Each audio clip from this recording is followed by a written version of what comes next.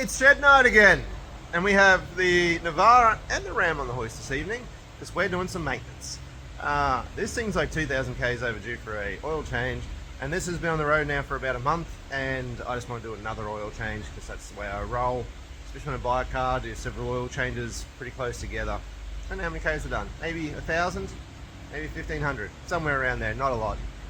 That's done 7,000 k's since I last changed the oil. I like to change it every 5,000.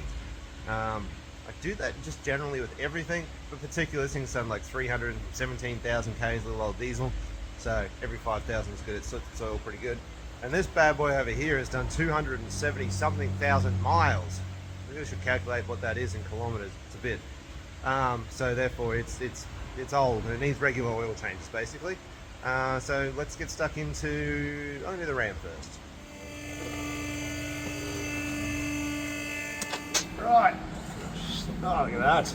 Magic! Just like so. Get this little fella over. Right. Put the torch over there. 14mm to drop the sump. That's the wrong way. Right. Oh. That is. I may have over tightened that. Here we go. I imagine it's going to look pretty nasty. Boom. What do we got? Oh no, it's still quite golden. That's actually really still good. Yeah, only a little bit fuely too. That's really good oil still. Feels nice too, not diluted. Yeah, right. That's pretty good. I'm using a 15W40 diesel type oil because I want to try and clean the engine out. So it's a bit gummy inside. So that's probably why it's doing that. I ain't mad about that at all. Some plugs back in, we're drained. I'm gonna get the filter. Come on, little fella, over here. Oh. Well, that blocked the light. Light's back. So, I'm going to spin the filter. What have I got on here? Let's have a look. 24th of the 2nd, 25 is when I did that. Oh, it's tight. Come on. You should be able to get your filter back undone by hand if you haven't over tightened it. Which is what we just had there. Ooh, that was a near miss. Always never understood that saying real well. Near miss. Like you nearly missed. If you nearly missed, didn't you technically hit it? Anyway, let you ponder on that for a second. So it's basically a brand new filter, but we're going to change it with the oil anyway because I'm trying to get a little bit of sludge out of this motor. It's not bad. It's really not bad. But it could be better, could look cleaner. It's a petrol engine, it shouldn't be dirty inside. You kind of, if you go back to when I pulled the timing case off the front, that little bit of, I don't know, brownie staining, just don't like that. We can do better than that. So a bit of diesel oil through it. Plus it's done 270 something thousand miles. I'm going to convert that to kilometers in a second because it'll blow my mind. So a heavier oil wouldn't hurt. We're going to use a 15W40. I think it says to run in this a 10W40 anyway, so we're not stepping up by a whole lot. It's nothing major. Make sure we didn't leave the gasket behind. No, we're good. I'm going to make sure the little gasket that's in this little fella stays in this little fella. You don't end up with a stacked gasket up there and that blows out and you make a god-awful mess on the floor. 60 psi of oil pressure. That's a bit generous for this engine, actually only makes about 45 psi. Alright, let's go pre-fill our filter. First things first, I don't know if you can see me in this frame, but I'm sure you can see the oil container better than looking at me. First things first, today is the 14th of the 4th. 25. I always initial it, so LM for me. And it has done 276,000, and I'm going to put an M there for miles, just to remind myself. This is not kilometers, this car is still in miles, even though it's right-hand drive converted. Now, I'm not going to go to town and like overflow this little fella. We just want enough so that when the car starts up, it doesn't have a great big pocket of nothing that it has to fill with oil before the engine itself gets oiled, because this is priority oiled. Just a couple little pumps. I'm just going to pump it till I see it come to the top. Oof, right there. And then just let the paper soak that up. Only take a couple of seconds. The paper element's going to soak all that in there. And it won't start up dry without oil. Whilst we're here, we're just going to put a little bit on the seal. Like so. So we're dated, pre-filled, lubricated seal. Let's go put her in the car. I don't know what you can and can't see. I can't imagine you can see a whole lot from there. This all obscures your view. I'm just going to clean the mounting face for where our filter goes. Had a hot minute now just to drain that last bit out. We've got good oil on there. Hopefully I didn't overfill little fella initially. Boom. So it's touch and then 3/4 of a turn. Don't over tighten it. Does not need it. Do not use a filter strap. I've seen that done before, one of these. I just bought this over here because I couldn't remember how tight I did it. I didn't need it. Don't use one of these to do it up. That's not correct. Do it up till it touches and then 3/4 of a turn. That's it. It ain't going nowhere. You can check it periodically if it makes you feel better and whatnot. But that's all it needs. Let's bring the vehicle down and put some oil in it. What is our oil choice, you say? I don't even know myself. It is a Castrol RX diesel for long and healthy engine life, 15W40. I got 2 of these drums. They were a very good deal. Too good a deal not to have them. So I have 2 of these. 15W40 will be totally fine for a petrol engine as well. Like I say, it'll just help clean the engine out. I don't think it has had very regular oil changes throughout its life. So we're going to make up for that. This will now be the 3rd oil change I've done on this thing. Since owning it, I did one initial one. Oil was terrible. Heavily diluted by fuel, just real bad. That one was pretty good. This will be the 3rd time I put oil in it. So yeah, this one will be the real test to see how this goes and start cleaning up some of this engine. Anyway, so let's that stuff in the yellow cap thingy. We'll take the yellow cap off and you'll see. Right, remove yellow cap. Yellow cap removed. It's black on the inside, so you can't actually see, but it's pretty dirty in this engine. Anyway, we'll fix all that up in time. The more you run it with the good oil in it, the better it'll go. Okay, oil.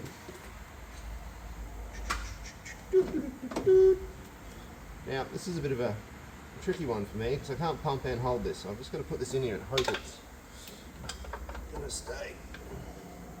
I don't make a mess. I should about do that. I'll just check that dipstick, we'll run it up and then we'll see what we need to add. Not that there'll be much because I've pre-filled the filter into a pretty basic cooling system. It's not like on a diesel where you've got big oil coolers and whatnot. Pretty basic sort of a setup like that. Automotive car stuff. Alright, let's fire her up real quick and see what we got.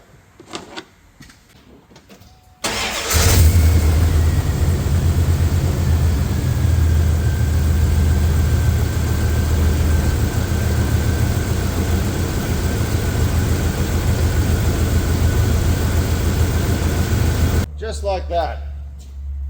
Now there is no need to rev it to the high hills. That will be sufficient. Let me dip this thing.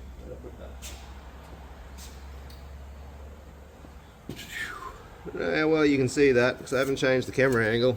But we're just going in with the dipstick. Got all night tonight. I want to go home. What do we got here? I'll have to do it over here. Oh, we're just a scoosh over. That's alright, I can live with that. It's not over by much. It's just over the line a fraction. So that'll be fine.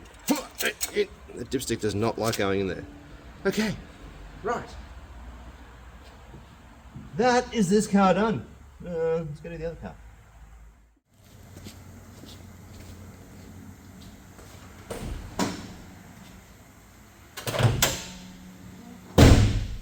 This gem of a motor vehicle is my 1997 Nissan Navara D22. I'm short. Let's see how. D22 Navara is a notoriously bad car, but the first series of them had a really, really good engine in it. I'll bring you in and I'll show you what that is. So this particular engine right here is called a QD32. It's a 3.2 litre 4-cylinder diesel. They only ever came out naturally aspirated. The turbo's been added. So it's got an aftermarket turbo on it, and it's got a modified injector pump. That means this car now makes horsepower somewhere in the vicinity of about 80, maybe 82. It's hard to say. Never been dynoed. One of the slowest cars you'll ever drive without the turbo. With the turbo, it's like the second slowest car you'll ever drive. With the modified injector pump, it brings it up to about the 10th slowest car you'll ever drive. She ain't quick, but it's really, really good on the beach and fantastic off-road. And I chose this particular vehicle because it doesn't have a timing belt, it's push rods, it's cast iron cylinder head, it is a proper old school basic mechanical diesel engine, and they're reliable. So that's why we chose this engine and this particular car. It's just a manual gearbox, no computers, no junk. This thing is ultra reliable and reasonably good on fuel. So that's the reasoning behind the car. This is always stupid tight. Yep, that's going to have to get the multi-grips on it. I don't know what happens to the little seal inside there, but you can never get that undone by hand. We're running a boost T. It is semi-tuned, just not dyno tuned, as in like power figures tuned, but it's pyro tuned. So we run 12 psi of boost, I think, something like that. It was years ago that was all done, and it's run a treat. Brendan over at come on, I know exactly the business name now. I've totally forgotten it. Anyway, Diesel Power Systems. Golly, that was bad. Diesel Power Systems. They did the pump, tune her up. She rips for one of these. So yeah, that's the deal with that. So we better get up in the air and get some oil out of this car first. This particular car never came out with a bash plate.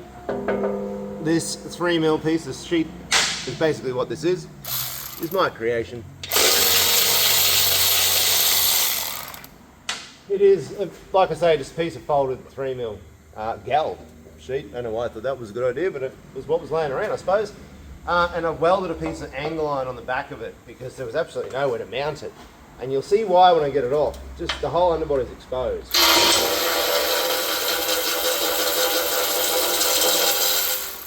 Apparently I used the longest thread bolts I could find that day.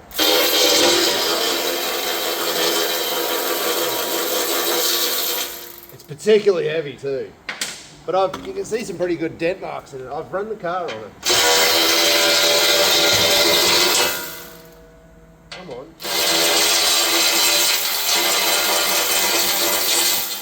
Ooh, there we go. Oh, it's very heavy. It does seem excessive far out. We've got an oil leak somewhere. That's pretty bad. Yep, can't tell by the smoke. Oh. It's very heavy. But this is my sump, this little box thing here that sticks down. And without that bash plate, it was just totally open to, you know, being destroyed.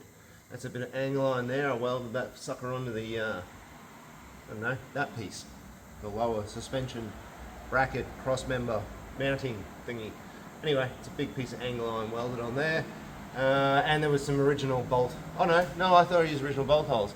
I've actually put 4 nut certs in the front there. There you go. It's years ago I did all this. This truck is purely for going up the beach. It goes motorbike riding, camping. It's basically camping. Anytime we go camping, it's riding bikes up the beach. The rooftop tent's on it, all the cooking gear's in it. All we have to do is throw an esky and some food in this truck, and it's ready to go at any given moment, which is really awesome. It's one of those things, if you have less things that you can make excuses over, you'll go and do things more often. So I just like having everything set up ready to go. So you have to go, oh, I gotta put the tent on, so I probably won't go this weekend. It's already there. Food is all you have to add to this sucker, and you're ready to rip. So anyways, it's got a very big drain bung there. Let's go get some gear and get some oil out. They judge accordingly for me using a shifter. It was much better than the other car. I don't know why I got the other one so tight. I must have really had me Wheaties that day. Yeah, I probably should have grabbed the right size socket, but it meant opening another drawer and getting some more tools out. I didn't feel like it, right? That's why. I know it's wrong to use a shifter, but I did. So that is what it is. Really, this is going to shoot past that point. I'm really scared now. Let's go over there a bit. And, yep. Ooh. I dropped the, I did, I dropped it. and I don't have a rag. I am just poorly prepared for this. As you can see, it's quite black, which I know you'd expect that of a diesel engine, but it does get pretty black. This oil has done 7,000 Ks though, so I can't be too surprised about that. I just dropped the bloody washer off the end of the nut. I normally don't replace it.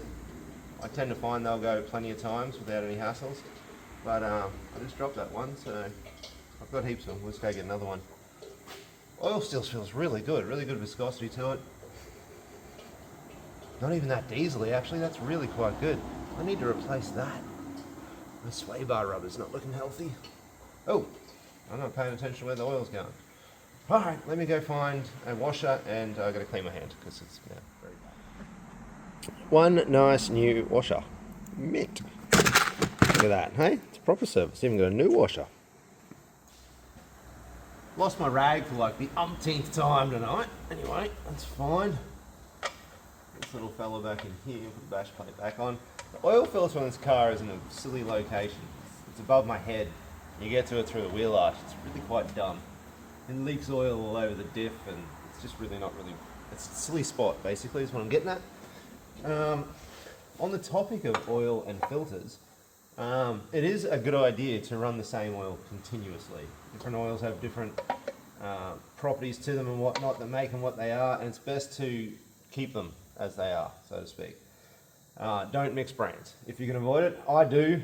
And I think it's okay to a certain extent, but now that I've gone with Castrol, I'll probably stay with it.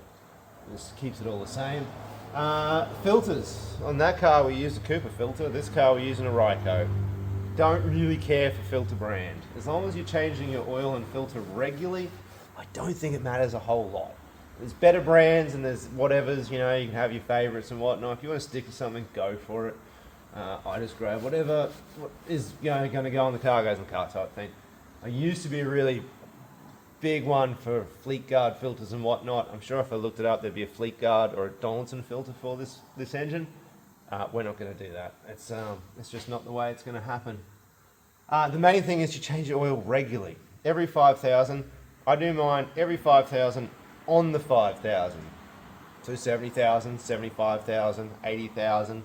And if I do go over, which I have on this, we're about 2,000 Ks over the service, I will still do the next service at, so I think we're at, what are we at now? 317,000. So I'll still do the next service at 320,000. I'll always maintain that interval.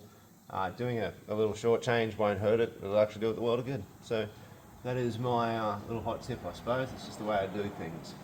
Now, I'm going to get this silly filter. I'm going to climb up, go through the wheel arch, and hopefully my trajectory with this sucker here is about right. I usually miss.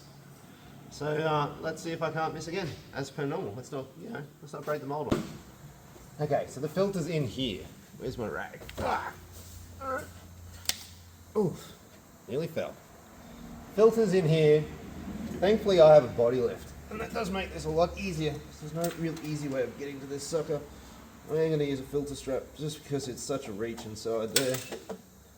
Usually makes a bit of a mess too. Whoa. Come on, little fella. It's right on the tip of my fingers. Come on, come on. I'm sure I'm totally missing the oil drain thing. Come on. It's now covered in oil and slippery, and I can barely rotate it. Come on. Oh, come on. So close. Just get undone. Oh, it's such a bugger of a thing to do. I could bring the car down, but I've still got the drain thing underneath there, so that's what we're dealing with here. I'll just see if I can get that off a little bit. Come on, you wretched little fellow. Now it won't rotate. Come on. Just, you're so close. Ah, it's so slippery. There it is. Ah, okay, I got it. Boom. Ah. I'd like to say just like that, but it really is that hard to do. I'm gonna date this one. When was this last done? Oh, I think I just wiped it off. Anyway, that is a bugger of a job. I don't know why they stuck it there, don't you? I totally missed again. What a... Anyway, I usually do miss. So at least I'm consistent with that. Oh, such a bugger of a thing to get to. Ridiculous. Anyway, coming back up. Oh, did I leave the other rag up here? Yeah, I did. Okay, cool. Cool. Where's my other torch? Like that. Yeah. It's just in a really dumb location. It's right next to the exhaust. It's just a really hard thing to get to. These big old tyres don't help much either. And getting it back on is equally as awkward and annoying. So I got my new filter, I pre-filled it, I've dated it, all that hoo-ha. I'm gonna try and get in here now. Stay there. Oh! Maybe what I need is more lift. If I lifted it higher, then maybe. Oh, there we go. Do him up. If I lifted it higher, we'd have more space. Doing this without the body lift is also considerably more difficult. Now, I told you before, don't use the filter strap to do your filter up. But where this sucker is, I actually can't get to it. So I'm just gonna do the, where are we? Right there. I'm just gonna do it up with it, but obviously not doing it up tight. It's just because I can't get my hand in there to rotate it and do it properly. Right, that is always a mission. Anyway, 5,000 Ks comes around too fast sometimes. Let's bring it back down and put some oil in it. That's what I was talking about, how the oil just runs around the diff, because the filter's directly above the diff. I'll wipe all that up, put the bash plate back on, and put some oil in it.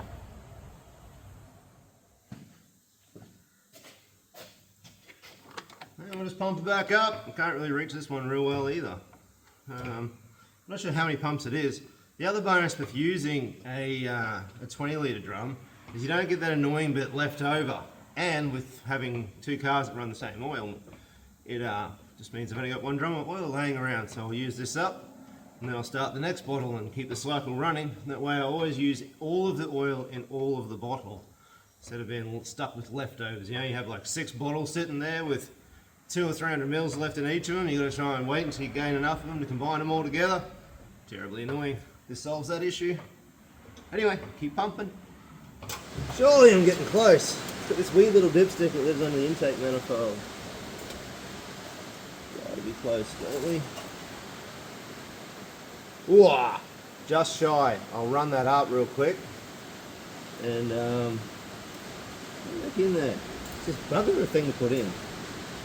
Run it up real quick, and then we'll top her up real quick.